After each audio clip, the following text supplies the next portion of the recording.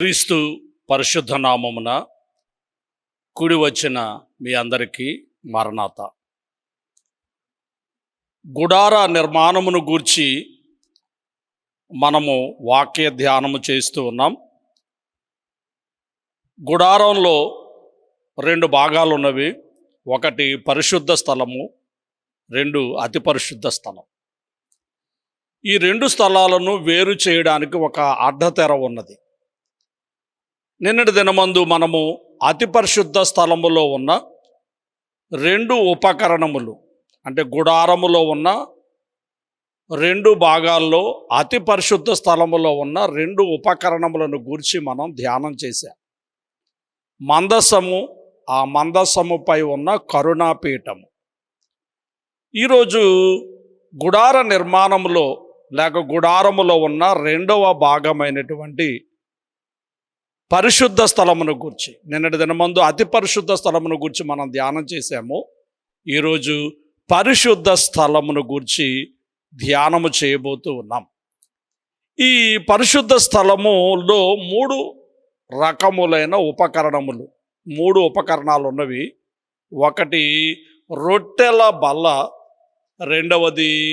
రెండవది దీపవృక్షము, మూడవది ధూపవేదిక. ఈ మూడు విషయములను ఈరోజు మనము ధ్యానం చేద్దాం. దేవుని సన్నిధిలో నిత్యము రొట్టెలుంచుటకు ఒక బల్లను తయారు చేయమని దేవుడు తెలియపరచుచు ఉన్నారు. వాక్య భాగంలో మనం చూచినప్పుడు ఆ మాటలు మనకు కనబడుచు ఉన్నవి. నిర్గమకాండము 25 అధ్యాయము 23వ వచనం నుండి మనం చూస్తే, మరియు నీవు తుమ్మకర్రతో ఒక బల్ల చేయవలెను, దాని పొడుగు 2 మూరలు, దాని వెడల్పు 1 మూర, దాని ఎత్తు 3 నర. మేలిమి బంగారు రేకును దానికి పొదిగించి దానికి చుట్టూ బంగారు జవను చేయింపవలెను. దానికి చుట్టూ బెత్తెడు బద్దె చేసి దాని బద్దె పైన చుట్టూ బంగారు జవ చేయవలెను. దానికి 4 బంగారు ఉంగరములను చేసి దాని 4 కాళ్లకుండు 4 మూలలలో ఆ ఉంగరములను తగిలింపవలెను.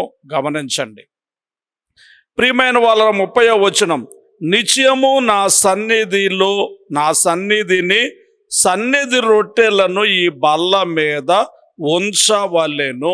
దేవునికి స్తుతి కలుగును గాక. ఆమెన్.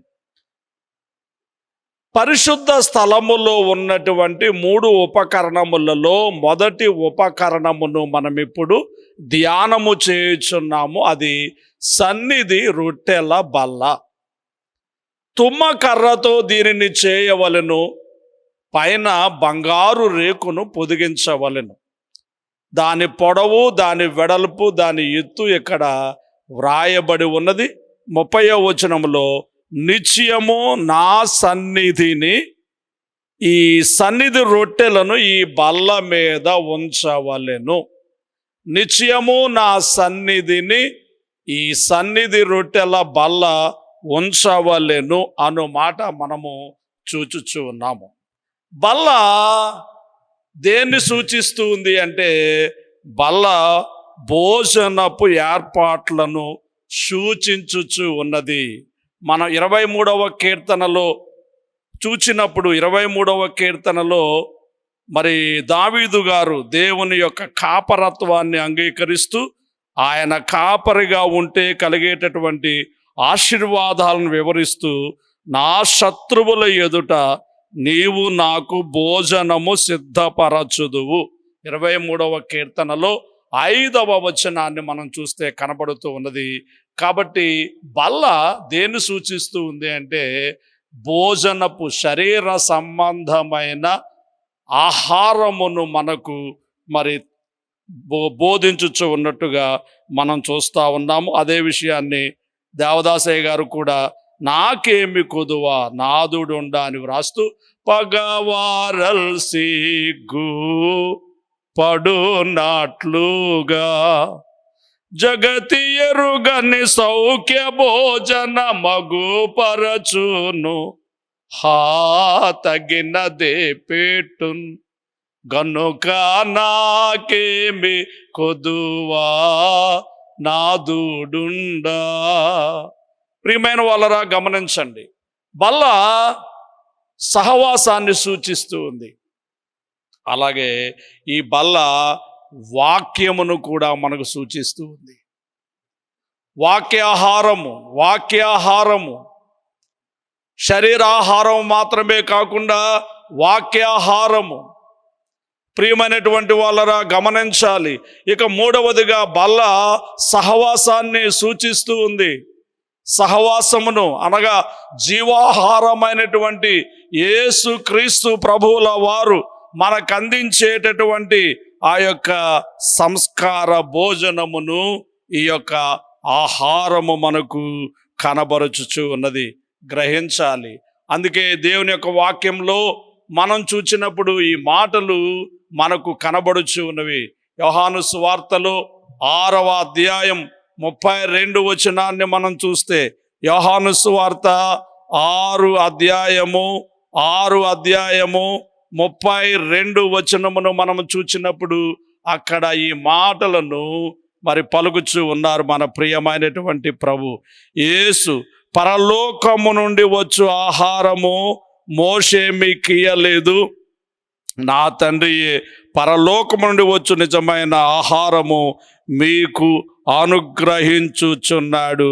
పరలోకమును దిగివచ్చి లోకమునకు జీవమునిచ్చున్నది దేవుడు అనుగ్రహించు ఆహారమై ఉన్నదని మీతో నిశ్చయముగా చెప్పుచున్నానని వారితో చెప్పాను. ప్రియులరా, ఇంకా కొంచెం ముందుకు మనం చదివితే 51వ వచనము నుండి, పరలోకము నుండి దిగి వచ్చిన జీవాహారమును నేనే, ఎవడైనను ఈ ఆహారమును భుజించితే వాడెల్లప్పుడూ జీవించును, మరియు నేనిచ్చు ఆహారము లోకమునకు జీవము కొరకైన నా శరీరమే అని మీతో నిశ్చయముగా చెప్పుచున్నాను. దేవునికి స్తుతి కలుగును గాక. బల్ల భోజనాన్ని సూచిస్తూ ఉంది. ఈ బల్ల వాక్య భోజనాన్ని శరీర భోజనం, వాక్య భోజనం, అంతకు మించి సంస్కార భోజనమును మనకు కనపరచుచు ఉన్నది. యేసుక్రీస్తే నిజమైనటువంటి ఆహారమని, జీవాహారమును నేనేనని లేఖన భాగములలో మనము చూచుచు ఉన్నాము. గుర్తించవలసినదిగా నేను మీకు మనవి చేయుచు ఉన్నాను. గ్రహించండి, గమనించండి. ప్రియమైనటువంటి వాళ్ళరా, ఈ వాక్య లేక ఈ యొక్క మరి బల్ల మీద రొట్టెలు ఉంచవలసి ఉన్నది. అలాగే యేసుక్రీస్తు జీవపు రొట్టెగా ఆయన మరి ఈ భూలోకమునకు వచ్చిన వారై ఉన్నారు. పాత నిబంధనలో ఆకాశ ధాన్యమును ఇశ్రాయేలీయులు భుజిస్తే, మన్నా అనే భోజనమును, దేవదూతల ఆహారమును భుజిస్తే, నేటి దినములయందు దేవుడే తన శరీర రక్తములనే ఆహారమును, తన శరీర రక్తములనేటటువంటి ఆహారమును దేవుడు మనకు అందించుచు ఉన్నారు. అందుకే దైవజనుడు రాస్తూ ఈ సంస్కార భోజనమును గూర్చి చక్కగా, ప్రభు సంస్కారపు విందు పరుగెత్తుకునే రండి, ప్రభువే మన విందు, ప్రభువు జతకిదే సందు, పాప వ్యాధికి మందు, సబలన్నిటి అందు సంతుష్టి పెంపొందు, భోజన వాస్తువులు భుక్తికి గుర్తులు, భోజన వాస్తువులు భుక్తి సాధనముల్, రాజు మన తండ్రి ఈ రాత్రి భోజనకర్త, ఏ జన విశ్వాసికి యేసును వడ్డించును, ప్రభు సంస్కారపు విందు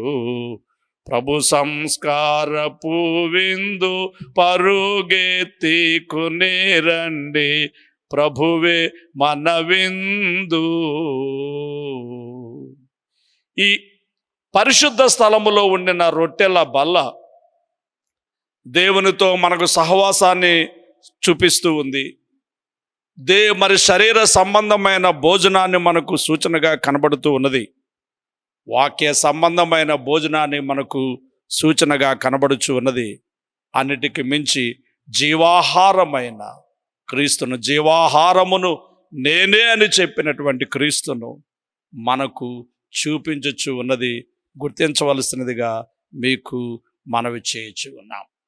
లేవియ కాండంలో 24వ అధ్యాయంలో ఈ రొట్టెల బల్ల మీద ఎప్పటికప్పుడు మరి రొట్టెలు వారం రొట్టెలు మార్చవలసి ఉన్నట్లుగా 24వ అధ్యాయం 6వ వచనం, యెహోవా సన్నిధిని నిర్మలమైన బల్ల మీద ఆరేసి భక్ష్యములు గల 2 దొంతులుగా వాటిని ఉంచవలెను. ఒక్కొక్క దొంతి మీద స్వచ్ఛమైన సాంబ్రాణి ఉంచవలెనది. యెహోవా ఎదుట మీ ఆహారమునకు జ్ఞాపకార్థమైన హోమముగా ఉండును.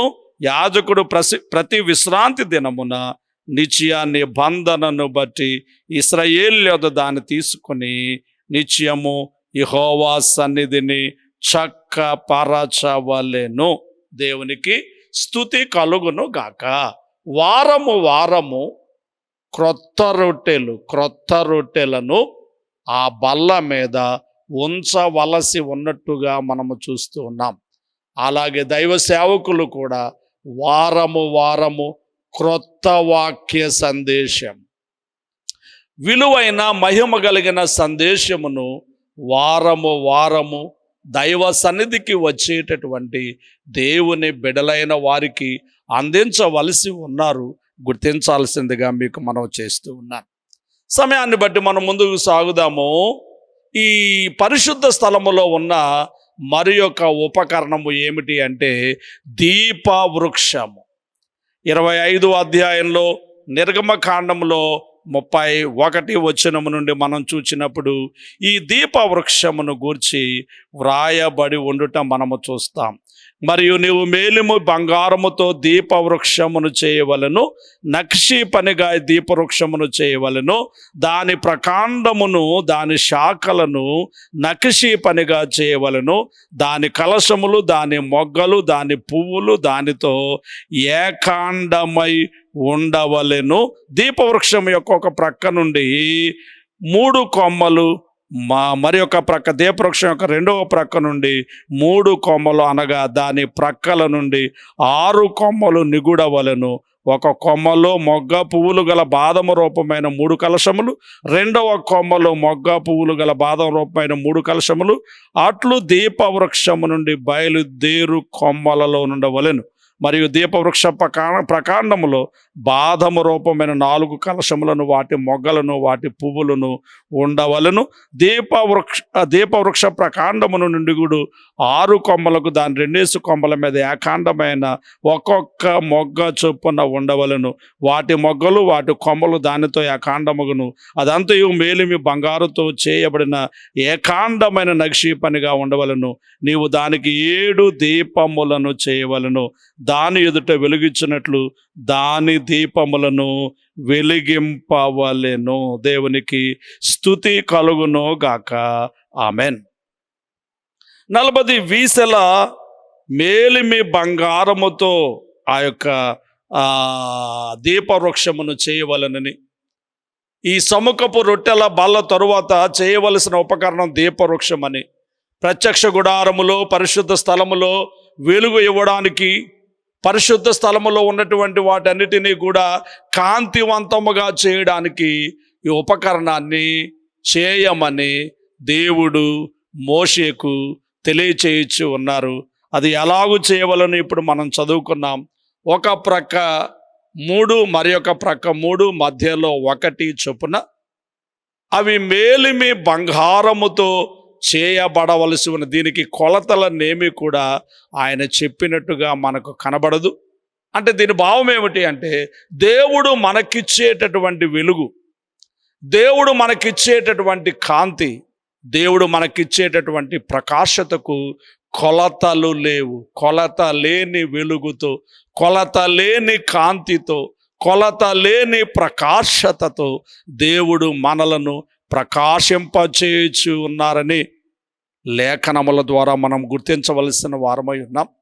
ఈ దీపవృక్షమును ప్రియమైనటువంటి వాళ్ళ 7 ప్రమిదలు ఉంటాయని మనం ముందుగానే చెప్పుకున్నాం. ఇందులో మరి ఒలీవ నూనెతో అచ్చమైనటువంటి ఒలీవ నూనెతో ఈ ప్రదీపములు వెలుగుచూ ఉంటాయి, ప్రమిదలు వెలుగుచూ ఉంటాయి.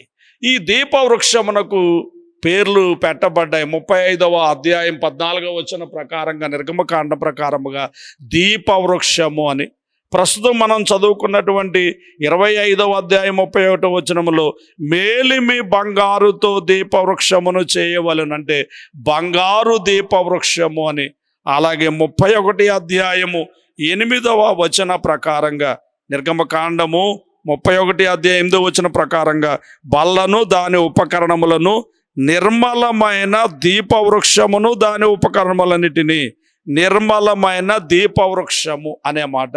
దీపవృక్షము, బంగారు దీపవృక్షము, నిర్మలమైన దీపవృక్షము గమనించాలని మీకు మనవి చేస్తూ ఉన్నాను. ప్రియమైనటువంటి వారలారా, ఈ దీపవృక్షము బంగారముతో చేయబడుచు ఉన్నది. బంగారము క్రీస్తు దైవత్వమును మనకు కనబరుచుచు ఉన్నది. దేవుడు ఈ దీపవృక్షముల్లో ద్వారా మనకు బయలుపరచబడుచు ఉన్నాడు. 7 దీపములు 7 ఆత్మలకు సూచనగా మనకు కనబడుచు ఉన్నది. ప్రకటన గ్రంథములో 1వ అధ్యాయము 4-5 వచనాలు మనం చూస్తే, ప్రకటన గ్రంథము 1వ అధ్యాయము 4-5 వచనములను మనం చూస్తే అక్కడ యోహాను ఆసియాలో ఉన్న 7 సంఘములకు శుభమని చెప్పి వ్రాయున్నది. వర్తమాన భూత భవిష్యత్ కాలములో ఉన్న వాని నుండి ఆయన సింహాసనం ఎదుటనున్న 7 ఆత్మల నుండి 7 దీపములు 7 ఆత్మలకు సూచనగా మనకు కనబడుచు ఉన్నది. గుర్తించవలసినదిగా నేను మీకు తెలియచేస్తూ ఉన్నాను.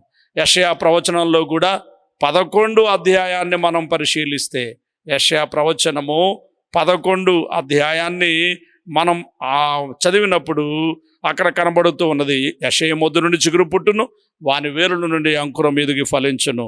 యెహోవా ఆత్మ జ్ఞాన వివేకములకు ఆధారముగు ఆత్మ, ఆలోచన బలములకు ఆధారముగు ఆత్మ, తెలివిని యెహోవా యెడల భయభక్తులు పుట్టించు ఆత్మ అతని మీద నిలుచును. కాబట్టి ఎవరిని గూర్చి ప్రవచించారో ఆ ప్రవచింపబడినటువంటి యేసుక్రీస్తును గూర్చి ప్రకటన గ్రంథంలో వ్రాయబడుతూ ఉన్న మాట 7 ఆత్మలు గలవాడు అనేటటువంటి మాట. మనం ప్రకటన గ్రంథం 4వ అధ్యాయం 5వ వచనాన్ని కూడా మనం చూస్తే ఆ మాటలు కనబడుతూ ఉన్నవి. చూడండి, ఆ సింహాసనముల నుండి మెరుపులను, ధ్వనులను, ఉరుములను బయలుదేరుచున్నవి. మరియు ఆ సింహాసనం ఎదుట 7 దీపములు ప్రజ్వలించుచున్నవి. అవి దేవుని 7 ఆత్మలు. 7 దీపములు ప్రజ్వలించుచున్నవి. అవి దేవుని 7 ఆత్మలు. ప్రకటన గ్రంథం 5వ అధ్యాయం 6వ వచనాన్ని కూడా మనం చూస్తే, మరియు సింహాసనమునకును ఆ 4 జీవులకును పెద్దలకును మధ్యను వధింపబడినట్లుండిన గొర్రె పిల్ల నిలిచి ఉండట చూచితిని. ఆ గొర్రె పిల్లకు 7 కొమ్ములను 7 కన్నులు ఉండెను. ఆ కన్నులు భూమి అందంతటికి పంపబడిన దేవుని 7 ఆత్మలు. దేవునికి స్తుతి కలుగును గాక. బంగారు దీపవృక్షము, నిర్మల దీపవృక్షము అని చెప్పబడుతున్నటువంటి ఈ యొక్క దీపవృక్షము దేన్ని సూచిస్తుంది అంటే, వెలుగై ఉన్న యేసుక్రీస్తును మనకు కనపరచుచు ఉన్నది. లెమ్ము తేజ రిల్లుము నీకు వెలుగు వాచి యున్నాది. యెహోవా మహిమా నీపై ప్రకాశము గాను దయించే. లెమ్ము తేజరిల్లుము నీకు వెలుగు వాచి యున్నాది. వారిలో ఒంటరి అయినా వాడు 10 వందలగును. ఎన్నిక లేని వాడు బలమైనాటి జనమగును. లెమ్ము తేజరిల్లుము నీకు వెలుగు వాచియున్నది. యేసుక్రీస్తే లోకమునకు వెలుగై ఉన్నారు. యోహాను సువార్తలు 8 అధ్యాయం 12వ వచనాన్ని మనం చూస్తే మరలా యేసు, నేను లోకమునకు వెలుగును, నన్ను వెంబడించువాడు చీకటిలో నడువక జీవపు వెలుగు కలిగి ఉండునని వారితో చెప్పాను. నేను లోకమునకు వెలుగునై ఉన్నాను, నన్ను వెంబడించువాడు కూడా చీకటిలో నడువక జీవపు వెలుగు కలిగి, అంటే తాత్కాలికమైన వెలుగు కాక జీవపు వెలుగు కలిగి ఉంటాడు అనేటటువంటి వాక్యములను మనం చూస్తూ ఉన్నాం. దేవునికి స్తుతి కలుగునుగాక, దేవునికి స్తోత్రం కలుగునుగాక. పరిశుద్ధ స్థలములో ఉన్న 2 ఉపకరణములను మనం ధ్యానం చేశాము. రొట్టెల బల్ల జీవాహారమైన క్రీస్తునకు సాదృశ్యంగా ఉంటే, దీపవృక్షము వెలుగై ఉన్నటువంటి క్రీస్తునకు సాదృశ్యముగా ఉన్నది. పరిశుద్ధ స్థలములో ఉన్న 3వ ఉపకరణము ఏమిటి అంటే ధూపవేదిక. నిర్గమకాండం 30 అధ్యాయంలో, మరియు ధూపం వేయుటకు నీ ఒక వేదికను చేయవలను, తుమ్మకర్రతో దాన్ని చేయవలను. దాని పొడుగు 1 మూర, దాని వెడల్పు 1 మూర, అది చచ్చౌకముగా ఉండవలను. దాని ఎత్తు 2 మూరలు, దాని కొమ్ములు దానితో ఏకాండమై ఉండవలను. దాని పై భాగమునకు, దాని 4 ప్రక్కలకు, దాని కొమ్ములకును బేలిమి బంగారు రేకులు పొదిగించి దానికి చుట్టూ బంగారు జవను చేయవలను. దాని జవకు దిగువను దానికి 2 బంగారములు ఉండవలను. గమనించండి, ఇది ఎక్కడ ఉండాలి? 6వ వచనం, సాక్ష్యపు మందసమున వద్ద నుండి అడ్డతర ఎదుట, అనగా శాసనముల మీది కరుణాపీఠమును ఎదుట దాన్ని ఉంచవలను. అక్కడ నేను నిన్ను కలుసుకుందును. అహరోను ప్రతిదినము పొద్దున దాని మీద పరిమళ ద్రవ్య ధూపములు వేయవలను. అతడు ప్రదీపములను చక్కపరుచున్నప్పుడు దాని మీద ఆ ధూపము వేయవలను. మరియు సాయంకాలం మందు అహరోను ప్రదీపములు వెలిగించినప్పుడు దాని మీద ధూపం వేయవలను. అది మీ తరతరములకు యెహోవా సన్నిధిని నిత్యమైన ధూపము. మీరు దాని మీద అన్ని ధూపమునైనను దహన బలి సంబంధమైన ద్రవ్యములైనను నైవేద్యమునైనను అర్పింపకూడదు, పానీయమునైనను దాని మీద పోయకూడదు. గమనించండి ఈ మాట. ప్రియమైనటువంటి వాళ్ళరా, 1 మూర పొడవుతో 1 మూర వెడల్పుతో 2 మూరల ఎత్తుతో తుమ్మకర్రతో ధూపవేదికను చేసి, ఆ తుమ్మకర్ర పైన బంగారు రేకును పొదిగించవలసి ఉన్నది. ఇది ధూపవేదిక. ప్రతిరోజు యాజకుడు ఉదయము పరిమళ ద్రవ్యముతో దాని మీద ధూపము వేయవలసి ఉన్నది. సాయంకాల సమయంలో కూడా ప్రదీపములను వెలిగించేటప్పుడు, ఈ దీపవృక్షము యొక్క ప్రదీపములను వెలిగించేటప్పుడు ధూపము వేయవలసి ఉన్నది. పరిశుద్ధ స్థలములో ఇది 3వ ఉపకరణము. పరిశుద్ధ స్థలములో ఇది 3వ ఉపకరణము. మహిమగల గుడారములు ఇది 2వ బలిపీఠము, అనగా ఆవరణములో 1 బలిపీఠము ఉన్నది. ఇక్కడ గుడారములో కూడా 1 బంగారు బలిపీఠము ఉన్నది. అక్కడ ఇత్తడి బలిపీఠం ఉన్నది, ఇక్కడ బంగారు బలిపీఠం ఉన్నది. ఆవరణములో ఉన్న ఇత్తడి బలిపీఠము దగ్గరకు ప్రజలందరూ సమీపిస్తారు. ఈ ఇత్తడి బలిపీఠము రక్షకుడైన క్రీస్తునకు సాదృశ్యంగా ఉంటే, గుడారములో ఉన్న బంగారు బలిపీఠము దగ్గర యాజకుడు పరిమళ ధూపద్రవ్యాన్ని వేస్తాడు. కాబట్టి యాజకుడైన క్రీస్తు, అక్కడ రక్షకుడైన క్రీస్తు ఉంటే, ఇక్కడ యాజకుడైన క్రీస్తు మనకు కనబడుచు ఉన్నారు. ప్రియమైన వాళ్ళరా, గుర్తించాలని మీకు మనవి చేస్తూ ఉన్నాను. అర్థం కావడానికి మరికొంచెం వివరంగా మనం ధ్యానం చేద్దాం. పరిశుద్ధ స్థలములో 3 రకములైన ఉపకరణములు ఉన్నవి. రొట్టెల బల్ల జీవాహారానికి సాదృశ్యముగా ఉన్నది. దీపవృక్షము వెలుగుకు సాదృశ్యముగా, వెలుగై ఉన్న క్రీస్తునకు సాదృశ్యంగా ఉన్నది. మూడవదిగా బంగారు బలిపీఠము లేదా ధూపవేదిక ప్రార్థనకు సూచనగా ఉన్నది. ఉదయము సాయంకాలము ఇక్కడ మరి ధూపము వేయవలసి ఉన్నది, పరిమళ ద్రవ్యములతో ధూపము వేయవలసి ఉన్నది. అనగా దేవుని పిల్లలు ఉదయము సాయంకాలము ప్రార్థనలు చేయవలసి ఉన్నది. ఇది ఈ యొక్క ధూప వేదిక ప్రార్థన పరుడైన యేసుక్రీస్తునకు సాదృశ్యముగా ఉన్నది. ఈ ధూపము లేక ఈ ధూమము ఏ విధముగా పైకి వెళ్ళుచు ఉన్నదో ప్రార్థన కూడా అదే విధంగా పైకి దేవుని సన్నిధికి వెళ్ళవలసి ఉన్నది. ఓ చక్కని కీర్తన మనం పాడుతూ ఉంటాం. ఆంధ్ర క్రైస్తవులందరూ పాడుకునే పాట, ఓ ప్రార్థన సుప్రార్థన నీ ప్రభావాన్ని నేను మరతునా, నా ప్రభువును ముఖాముఖిగా ప్రణుతించేటటువంటి నీ ప్రభను నేను మరతునా. ఓ నా ప్రాణమైనటువంటి సుప్రార్థన నీ ప్రేరణంబు చేతే మరి నీ ప్రేమ ద్వారా గ్రోలుదున్. ఓ ప్రార్థన సుప్రార్థన అని పాడుతూ భక్తుడు ఇలా పాడుతున్నారు.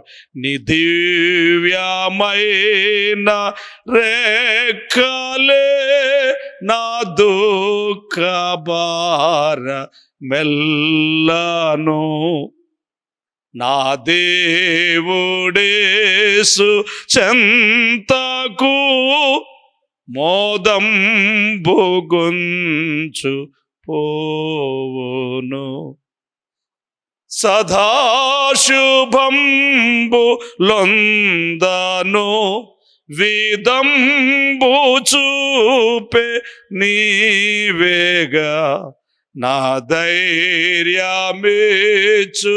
ప్రార్థనా సుధార ప్రార్థన.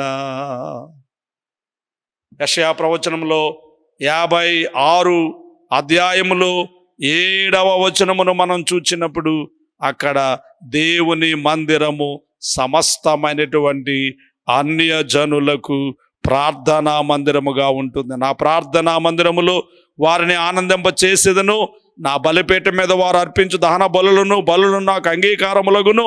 నా మందిరము సమస్త జనులకు ప్రార్థన మందిరమనబడును. కాబట్టి ధూప వేదిక ప్రార్థనా పరుడైనటువంటి గొప్ప క్రీస్తును మనకు కనబరుచు ఉన్నది. ప్రియులారా, ఇత్తడి బలిపీఠం మనం ముందుగా చెప్పుకున్నట్టుగా రక్షకుడైన క్రీస్తును చూపిస్తూ ఉంటే, ఈ బంగారు బలిపీఠము ధూపవేదిక యాజకుడైన క్రీస్తును మనకు కనబరుచు ఉన్నది. పాపికి రక్షకుడు అవసరము, విశ్వాసికి యాజకుడు అవసరం.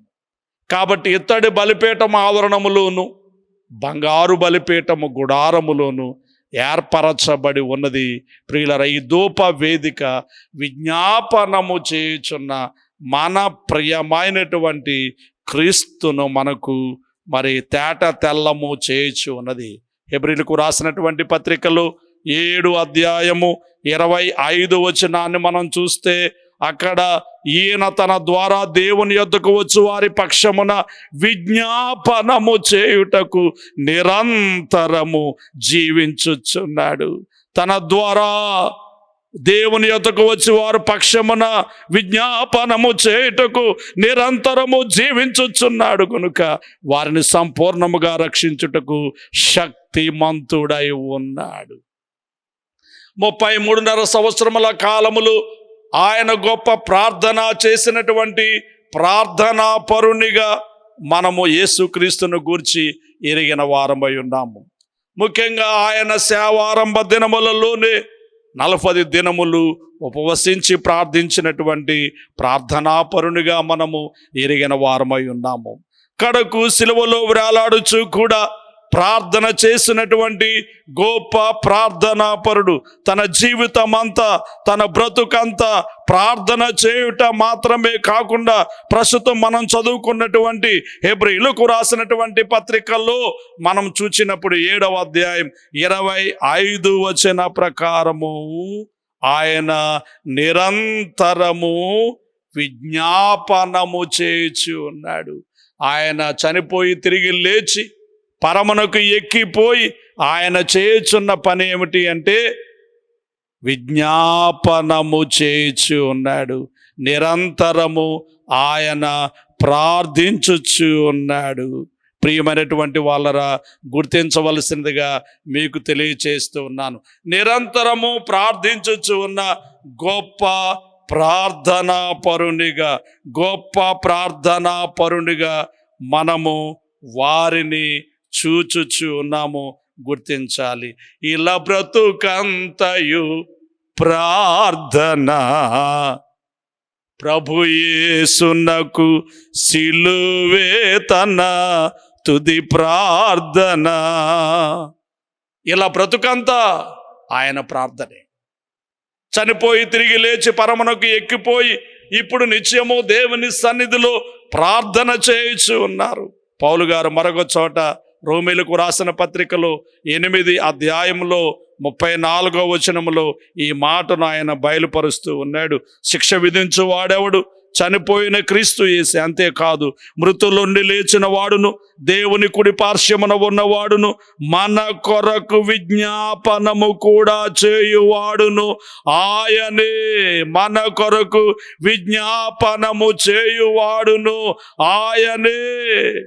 నిత్యము ప్రార్థన, ఎడతెగక ప్రార్థన, నిరంతరము ప్రార్థన, తన బ్రతుకంతా, శరీర జీవితం అంతా ప్రార్థన.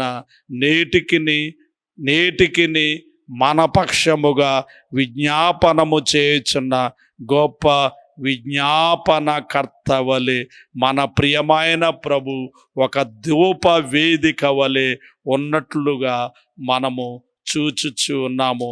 గ్రహించాలి. తెస్సలోనికైలకు పౌలు భక్తుడు రాస్తూ మనకు కూడా ఇదే సందేశాన్ని తెలియచేస్తూ ఉన్నాడు. ఏమనంటే ఎల్లప్పుడూ కూడా ప్రార్థన చేయండి అని, ఎడతెగక ప్రార్థన చేయండి అని 5వ అధ్యాయం 15వ వచనంలో తెస్సలోనికైలకు రాసిన పత్రికలో ఎడతెగక ప్రార్థన చేయుడి, ఎడతెగక ప్రార్థన చేయుడి. తిమోతికి రాసినటువంటి మొదటి పత్రికలో 2వ అధ్యాయంలో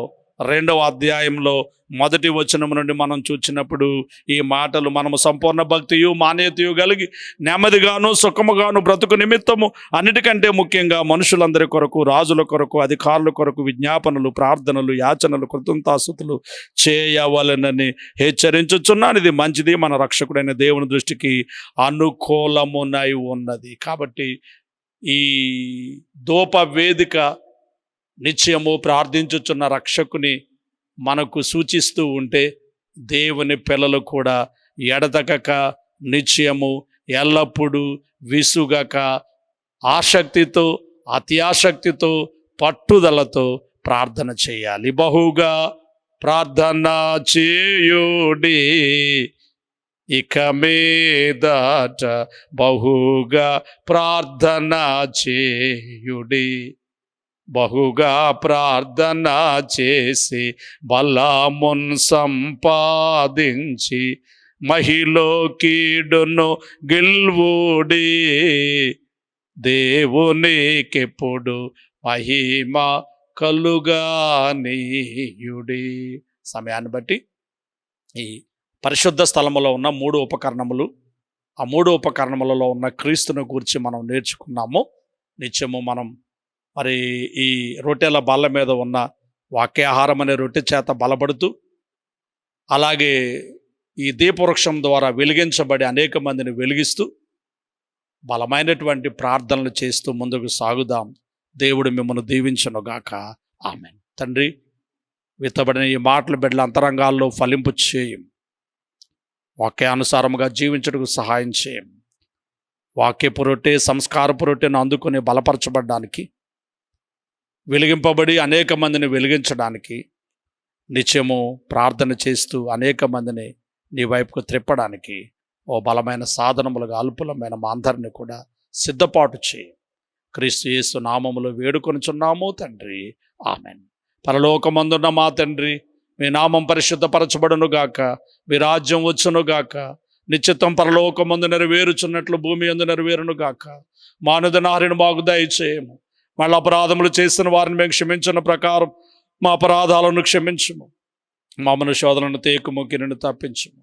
రాజ్యము, శక్తి, మహిమ నిరంతరము నీవే అయి ఉన్నవి. ఆమెన్. ప్రవేశ రక్తమునకు జయము, అపవాదికులకు లయము. ప్రవేశ రక్తమునకు జయము, అపవాదికులకు లయము. ప్రవేశ రక్తమునకు సంపూర్ణ విజయం, అపవాదికులకు అనంతకాల నాశనం. హల్లెలూయా, హల్లెలూయా, హల్లెలూయా. స్తోత్రం, స్తోత్రం, స్తోత్రం. Amen, amen, amen.